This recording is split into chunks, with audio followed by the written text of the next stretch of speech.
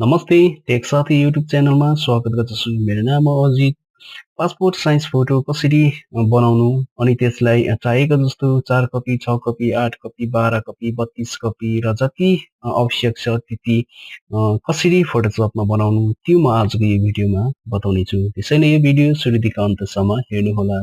अघिबाटै यो च्यानललाई सब्स्क्राइब गर्नुभएको छ भने धेरै धेरै धन्यवाद। यदि गर्नुभएको छैन भने यो मुनिको रेड बटनमा क्लिक गरेर सब्स्क्राइब गरिदिनुहोस्, किनकि म यस्तै हेल्पफुल भिडियो प्रत्येक दिन ल्याउने गर्छु। अनि यसको छेउमा भएको बेल आइकनलाई पनि दबाउनुहोस् ताकि लेटेस्ट भिडियोजहरुको जानकारी मिलिरहनको निम्ति। आउनुहोस् अब सुरु गरौँ।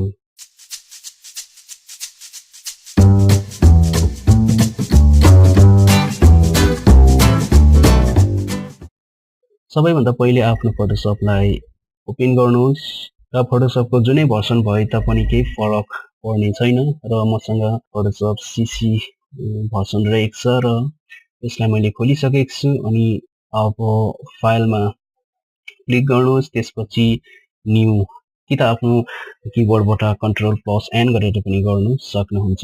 त्यसपछि यहाँनिर प्रिसेटमा जानुहोस्।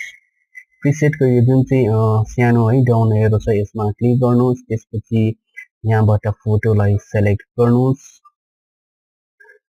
त्यसपछि यहाँनिर विथ हाइट दिनु अघि है यहाँ जुन चाहिँ छ यहाँबाट यहाँ इन्चेसमा छ र यसको यो डाउन एरोमा क्लिक गर्नुहोस् र इन्चेसदेखि हामी सेन्टिमिटर्समा गर्नेछौँ र अब विथमा हामी दिनेछौँ 3.5 अनि हाइटमा हामी दिनेछौँ 4.5 सेन्टिमिटर अनि रेसोल्युसन 300 हामी दिनेछौँ। यदि तपाईँ नेपाल अनि भुटानबाट हुनुहुन्छ भने पनि यही साइज दिन सक्नुहुन्छ र त्यसपछि हामी ओकेमा क्लिक गर्नुहोस्। अनि जुन चाहिँ फोटोलाई पासपोर्ट साइज फोटो बनाउन चाहनुहुन्छ र त्यो फोटोलाई यहाँनिर हामी ल्याउनु पर्ने हुन्छ र त्यसको निम्ति कि त आफ्नो किबोर्डबाट कन्ट्रोल प्लस ओ गरेर पनि गर्न सक्नुहुन्छ या त फाइलमा क्लिक गर्नुहोस्। त्यसपछि ओपन गरेर गर्न सक्नुहुन्छ, ओपन गर्नुहोस्। त्यसपछि यहाँनिर आफूले खिचेर राखेको पासपोर्ट साइज है फोटो बनाउने फोटोको कुन चाहिँ ड्राइभमा राख्नु भएको छ है यहाँबाट सेलेक्ट गर्न सक्नुहुन्छ र मैले यहाँ ई ड्राइभमा राखेको छु र ई ड्राइभ सेलेक्ट भइसकेको छ र यहाँनिर मेरो फोटो रहेको छ र फोटोलाई सेलेक्ट गरेर ओपन गर्न पनि सक्नुहुन्छ कि त यो फोटोमा डबल क्लिक गरेर पनि गर्न सक्नुहुन्छ र म डबल क्लिक गरेर यहाँ फोटोलाई ल्याउने छु। ओके, फोटो आइसकेको छ र यसलाई अब है नयाँ फाइल हामीले जुन चाहिँ अघिबाटै बनाएको थियौँ 3.5 सेन्टिमिटर इन्टु 4.5 सेन्टिमिटर र त्यसमा हामी यहाँबाट लानेछौँ। त्यसको निम्ति पहिला मुभ टुललाई सेलेक्ट गर्नुहोस्। त्यसपछि आफ्नो माउसको लेफ्ट माउसलाई दबाई राखेर त्यहाँनिर हामी जुन चाहिँ हामीले अघिबाटै बनाएको फाइलमा हामी लान सक्छौँ र यसलाई जुन चाहिँ लेफ्ट माउसलाई थिच्नुहोस् र थिचेर यसरी खिचेर लानुहोस्, यहाँनिर लानुहोस् अनि त्यसपछि यहाँ ल्याउनुहोस् कर्सर यहाँ देखिरहनु भएको छ र यसलाई अब छोडिदिनुहोस्। त्यसपछि सेलेक्टमा जानुहोस् अनि अलमा क्लिक गर्नुहोस् कि त आफ्नो किबोर्डबाट कन्ट्रोल प्लस ए गरेर पनि गर्न सक्नुहुन्छ र त्यसपछि यहाँनिर यसलाई एलाइनमेन्ट हामी मिलाउने छौँ र यसमा सेन्टर गरिदिनुहोस् र यहाँ पनि सेन्टर गरिदिनुहोस्। यदि यो अप्सन तपाईँहरूकोमा छैन भने आफ्नो किबोर्डबाट भी प्रेस गर्नुहोस् र यो किबोर्ड यहाँनिर देख्नुहुनेछ र यसलाई डिसेलेक्ट गर्नको लागि कन्ट्रोल डी पनि गर्न सक्नुहुन्छ आफ्नो किबोर्डबाट कि त यहाँनिर सेलेक्टमा जानुहोस् अनि यहाँ डिसेलेक्ट अनि आफ्नो किबोर्डबाट कन्ट्रोल प्लस टी गर्नुहोस्, कन्ट्रोल प्लस टी। त्यसपछि फेरि पनि आफ्नो किबोर्डबाट नै कन्ट्रोल प्लस 0 गर्नुहोस् र यहाँनिर देख्नुहुनेछ र अब यसलाई एक्सेस गर्नको निम्ति आफ्नो किबोर्डबाट नै पहिला प्रेस गर्नुपर्ने हुन्छ। प्रेस गर्नुहोस् शिफ्ट प्लस अल्ट अनि यहाँ जुन चाहिँ कोन छ कोनमा यहाँनिर सानो यो देख्नु हुँदैछ है साइन अनि आफ्नो माउसको लेफ्ट माउसलाई थिचेर यहाँ मुनितिर थिच्नुहोस्। ओके, अनि यहाँनिर मिलाउनु पर्ने हुन्छ है र राम्रोसँग यहाँनिर मिलाउनुहोस्।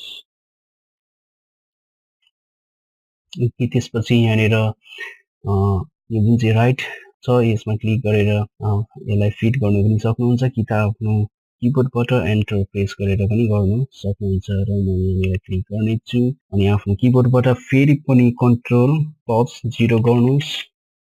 ओके यो रहेको छ। यसलाई फेरि अलिक मजाले यसलाई मिलाउनुहोस्। ओके अब यसलाई फेरि पनि सेलेक्टमा क्लिक गर्नुहोस्। त्यसपछि यसलाई आफ्नो किबोर्डबाट control plus shift plus alt plus E गरेर यसको स्न्यापसट गर्न सक्नुहुन्छ र त्यसपछि यसलाई सेलेक्ट गर्नुहोस् अनि सेलेक्ट अल कि त आफ्नो किबोर्डबाट कन्ट्रोल प्लस ए गरेर पनि अल सेलेक्ट गर्न सक्नुहुन्छ। त्यसपछि एडिटमा क्लिक गर्नुहोस् अनि स्ट्रोकमा क्लिक गर्नुहोस्। त्यसपछि यहाँनिर विथ 25 px दिनुपर्ने हुन्छ र यहाँ अलरेडी मेरो छ र कलर सेलेक्ट गर्नुहोस् व्हाइट। त्यसपछि लोकेसन सेन्टर चेक गर्नुहोस् अनि ओकेमा क्लिक गर्नुहोस्।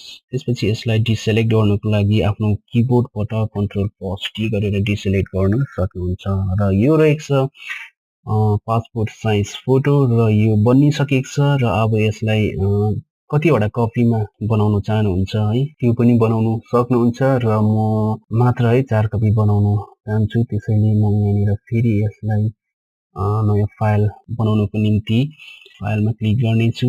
त्यसपछि फेरि न्यूमा क्लिक गर्नेछु। त्यसपछि प्रिसेटमा क्लिक गर्नेछु। त्यसपछि यहाँ फोटो फेरि सेलेक्ट गर्नेछु। त्यसपछि साइजमा म क्लिक गर्नेछु।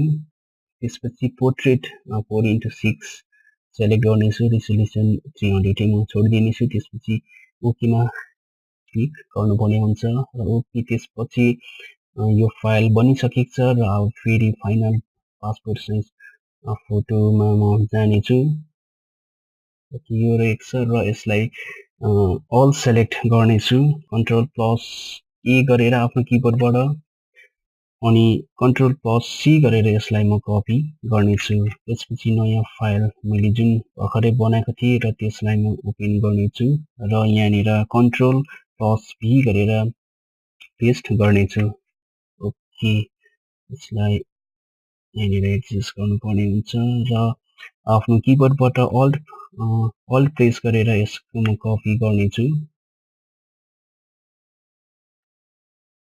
ओके यहाँनिर जुन चाहिँ देख्नु हुँदैछ र यो मुनिकोलाई पनि म शिफ्ट प्रेस गरेर सेलेक्ट गर्नेछु अनि यसलाई म ग्रुप बनाउनेछु। त्यसको निम्ति कन्ट्रोल प्लस जी र फेरि पनि यसलाई आफ्नो किबोर्डबाट अल्ट प्रेस गरेर यसलाई कपी गर्नेछु।